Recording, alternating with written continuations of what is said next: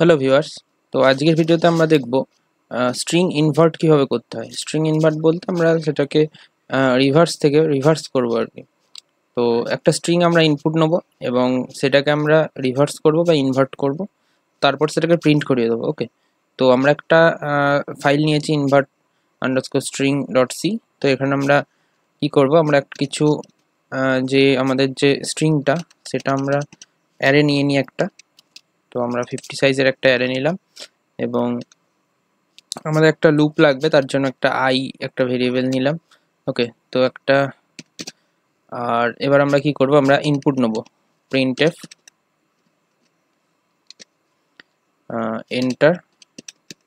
Enter string.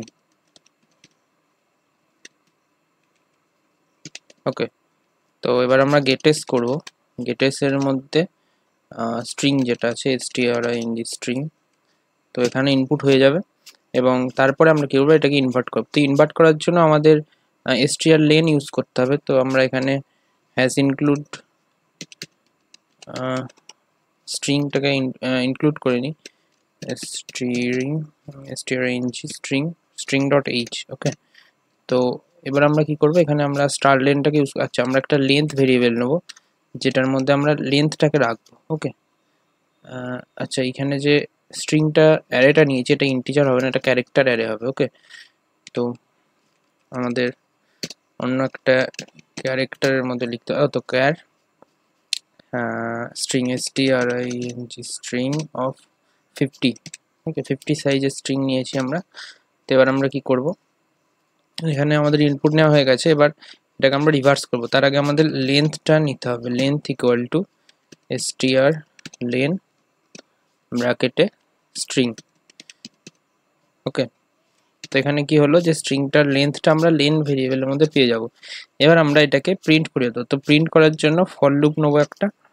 For লুপের মধ্যে আমরা i ইকুয়াল টু 0 এবং i লেস, আচ্ছা এখানে 0 থেকে হবে না যেহেতু আমরা ইনভার্স করছি, তো লেন থেকে করব। ওকে, তো আচ্ছা লেন্থ, হ্যাঁ এবার লেন্থ থেকে করলে কিন্তু আমাদের একটা প্রবলেম হবে যে দেখো এখানে যে স্টার লেন্থটা দিয়েছে, এখানে স্টার লেন্থের স্ট্রিংটের লেন্থটা কত দেবে, ধরো এখানে তো 7 দেবে, আশা আশা করি 7 দেবে, কিন্তু মানে আমরা যে ধরো একটা 7 আমরা একটা ইনপুট নিলাম 7 বা 5, একটা 5 এর একটা ইনপুট, 5 এর যদি 5টা সাইজের একটা ABCDE 5টা সাইজের একটা স্ট্রিং নিলাম, যেটা আমাদের লেন্থটা এখানে তাহলে 5 এলো, কিন্তু অ্যারেতে যখন স্টোর হয়ে যায় তখন তো ওটা 0 to 4 স্টোর হয়ে যায়, তাই তো 0 থেকে 4 পর্যন্ত। তো লেন্থটা আমরা যদি 5 থেকে করি তো 5 এ তো কোনো স্ট্রিং পাবে না, তাহলে আমাদের কি করতে হবে, তার আগে থেকে করতে হবে লেন -1। তো একটা কমে গেল, তার মানে 4 থেকে শুরু হবে। ওকে, তাহলে কি হবে, i গ্রেটার দেন কতদূর পর্যন্ত চলবে, আমাদের যে 0 পর্যন্ত আছে 0, এবার কি হবে i-। ওকে, তো এটা আমরা ডিক্রিজিং অর্ডারে একটা অ্যারে চালাচ্ছি, যেটা আর কি যে তার ভ্যালুটা ডিক্রিজ করবে এক এক করে এবং সেটা প্রিন্ট করাবে। তো প্রিন্ট করার জন্য আমরা প্রিন্টএফ ইউজ করব এবং এখানে করব %c এবং মানে কোনটা প্রিন্ট হবে, আমাদের যে স্ট্রিং আছে স্ট্রিং এর i পজিশনে যেটা আছে। ওকে, তো এবার এখানে আমরা প্রিন্ট করাবো, তার আগে এখানে একটা আমি printf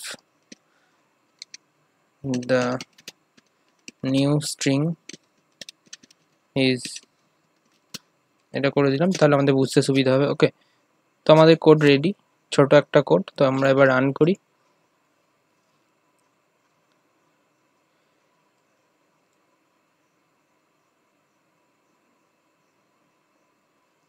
ওকে, এন্টার স্ট্রিং আমরা দিলাম ABCDE, এবার এটাকে উল্টে আসার কথা EDCB। আচ্ছা এটা কেন আসছে দেখো, EDCB আসছে, তারপরে এটা কিন্তু প্রিন্ট হচ্ছে না, তার মানে আমাদের লুপে কোনো ভুল আছে।